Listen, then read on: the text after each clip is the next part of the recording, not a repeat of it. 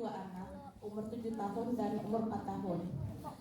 Di hari sekolah, Senin sampai Jumat, mereka tidak sama sekali saya beri handphone. Tetapi di hari Sabtu, mungkin karena abangnya sudah bisa berpikir, dia ingin posisinya main handphone itu diberikan, Ustadz. Saya sudah konsultasinya ke guru saya dan dokter, porsi 1 hari bermain handphone itu 2 jam. Tapi karena dia mungkin sudah sekolah, dia ingin mengkalikan 5 hari dikali 2 jam, jadi 1 hari dia bermain handphone 10 jam. Saya sering bertengkar dengan ayahnya bilang berikan saja, tapi saya tidak gitu, Ustadz. Lalu menurut Ustadz, bagaimana yang harus saya lakukan? Terima kasih. Sebenarnya kita nggak bisa membatasi. Bahkan sekolah saya sekarang sudah mulai bawa HP karena sekolah digital. Jadi sekarang mereka saya biarkan bawa HP sendiri, tapi kami awasi. Kita tidak bisa membatasi, tapi kita bisa melakukan beberapa peraturan. Nah, pertama, anak boleh memiliki HP sendiri saat umur 13 tahun. Ini ingat ya, umur 13 tahun. Kira-kira 13 tahun SMP atau SMA? SMP kelas 2 lah kira-kira, ya. Nah, itu boleh, tapi dalam pengawasan orang tua. Nomor 2, buat aturan kapan anak boleh main HP. Walaupun dia memiliki HP, tetapi HP-nya sama kita tuh. Dan kapan dia bisa boleh main HP. Ada waktu-waktu yang kita buat. Nah, itu yang kedua. Yang ketiga, batasi pemberian uang untuk membeli data internet. Nggak boleh dia bebas membeli internet sendiri. Nah, ini nggak boleh. Nah, kalau ada wifi di rumah nggak boleh lagi ceritanya. Ya, lebih bagus kalau di rumah karena di bawah pengawasan kita. Kemudian yang keempat, ingatkan anak untuk selalu menjaga adab di media sosial. Itu nggak boleh menghina orang, nggak boleh mengomentari kehidupan orang, ya. Tidak boleh asal membuat tulisan-tulisan. Tetap dia dalam keadaan sopan dan bermanfaat apa yang dia tulis. Kemudian kelima, ingatkan anak untuk tidak memberikan data penting apapun kepada anak dan teman di media sosial. Ingat itu. Ini bahaya sekali ini. Dia tidak boleh memberikan password. Dia tidak boleh ada foto-foto privasi di dalam HP-nya. Ingat itu. Ibu bahaya sekali. Anak saya selalu perhatikan, dia suka foto saya. Dia ambil HP, dia foto saya. Itu langsung saya hapus. Karena itu sangat privasi. Yang bahaya lagi kalau ibu difoto dalam keadaan tidak memakai jilbab. Sekarang identitas seorang ada di HP-nya. Semua kerahasiaan dia terungkap. Saya pernah masuk ke sebuah akun orang, sengaja. Ya, saya masuk, saya penasaran. Karena dia suka kali ngomong ke Muhammadiyah. Ya, penasaran saya. Dia selalu menghujat Muhammadiyah. Tamong deh. Orang ini banyak kali bicara. Saya masuk ke akun dia, semua saya tahu kekurangannya. Ternyata dia tukang selingkuh, asik ganggu istri orang. Semua saya tahu. Ya. Berarti sekarang akun media sosial itu privasi, privat. Bapak Ibu sekalian, jangan pernah foto menyimpan. Apapun yang disimpan di dalam HP ini semua orang tahu. Bisa buka. Apapun. Dan kalau kita sudah hapus, tetap bisa dikembalikan. Itu ingat tuh. Jadi kalau anak kita foto apapun, jangan kasih HP dia foto yang privat. Tapi kalau foto keluarga, kita masih sopan, itu mah nggak masalah ya. Awal bulan 9 saya hadirkan sebuah aplikasi Edumu dari Jakarta. Jadi anak terkoneksi langsung dengan HP. Jadi ini, anak-anak bisa bawa HP ke rumah, dia nggak bawa buku lagi Pak Besar. Bawa tab atau bawa laptop. Nah, ini bawa buku nggak perlu lagi.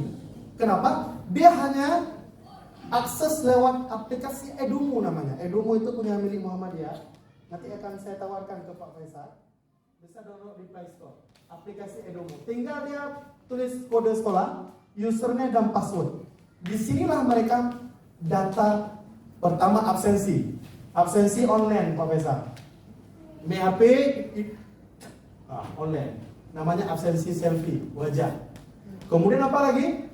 Proses ujiannya online. Dia langsung isi di HP. Kemudian rapornya juga di HP. Kemudian wali siswa yang nggak bayar SPP, notifnya setiap hari di HP. Cuma itu Bin, ibu belum bayar SPP. Itu kan Bin, lagi ada ngutang lah Be. Nah, kira-kira cocok apa salah gunanya? Nah, itu semua pakai aplikasi Edomu ini dalam proses pembelajaran, komunikasi, kemudian roster ujian, roster pelajaran, nilai di rapor, kemudian notif dari guru, tugas dari guru, semua proses pembelajaran lewat aplikasi Edomu. Welcome to School Digital. Itu saya ingin ini yang akan saya promosikan ke SD Muhammadiyah. Jadi dari SD IT Muhammadiyah semuanya menjadi sekolah digital pertama di semua. Boleh tepuk tangan? Tadi saya perhatikan ada pernyataan penyebab anak itu berbohong, salah satunya kurang perhatiannya orang tua. Ada hal lain lagi nggak selain itu Ustaz?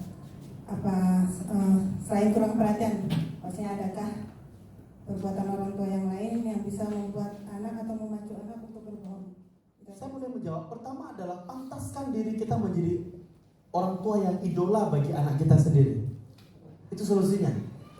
Nah, saat kita sebagai idolanya, pasti dia tidak mau berbohong.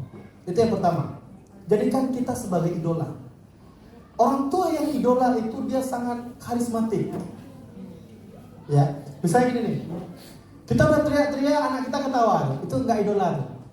Guru yang idola saat dia masuk kelas, dia tinggal bilang begini. Semua diam. Cuma dia bilang begini. Ada guru yang udah teriak-teriak dan bilang, kayak menemui. Itu tidak karismatik. Sekarang jadikan kita, pantaskan diri kita menjadi orang tua yang idola bagi anak kita sendiri. Mulailah caranya untuk memperbaiki diri kita. Itu solusi pertama. Perbaiki diri kita. Kalau kita ingin anak kita tidak berbohong, berarti kita tidak boleh suka berbohong. Kemudian, setiap anak memiliki potensi. Berarti selama ini kita tidak sungguh-sungguh mendidik mereka. Berarti supaya mereka berubah lebih jujur, marilah kita bersungguh-sungguh belajar lagi. Pelajari lagi. Bagaimana caranya? Supaya anak kita itu bersungguh-sungguh dia. Kebanyakan kita itu meniru cara orang tua kita dulu mendidik anak kita. Sekarang cocok nggak? Apa yang dididik oleh orang tua kita dengan apa yang terjadi hari ini? Cocok? Tidak cocok. Karena sekarang zamannya sudah berubah. Jadi apa yang harus kita lakukan untuk mendidik anak kita? Pelajari lagi bagaimana mendidik anak di era digital. Kemudian, jika anak kita bertanya kepada ayah bundanya, Al-Quran siapa yang menghimpun menjadi seperti ini ya? Lalu jawabannya apa dari kita? Siapa bisa jawab? Nah, kalau kita kepingin anak kita berubah, kita harus banyak belajar. Ini kalau pertanyaan seperti ini nggak bisa kita jawab, gimana mau anak kita pintar? Berarti kita harus pintar. Bapak Ibu harus baca buku ini supaya anak kita lebih soleh, lebih jujur. Apa pertama? Biografi 60 sahabat Nabi. Ayo beli lagi, baca buku ini. Ceritakan kepada anak-anak kita. Ya.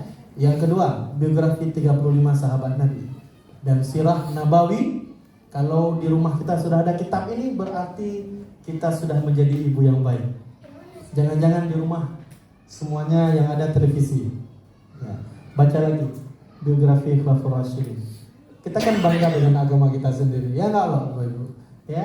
Kemudian baca lagi biografi 60 ulama Ahlussunnah wal Jamaah. Ya, ini luar biasa. Kemudian baca lagi prophetic parenting, cara Nabi mendidik anak. Ya, dikarang Muhammad Nur Abdul Hafian. Ini bagus buku ini. Saya sudah baca. Cara memantaskan anak diri kita, Bapak Ibu saya kasih saran. Ya. Pertama, beli dan baca buku minimal satu buku 1 bulan. Buatlah jadwal rutin membaca, menghafal dan mempelajari Al-Quran. Bergabunglah dengan komunitas-komunitas yang baik, ya. Kemudian hadiri pengajian, halaqah dan sebagainya. Belajar langsung dari para ahlinya, ya. Kemudian jangan sia-siakan waktu untuk hal yang tidak bermanfaat. Benar-benar kita menjadi orang tua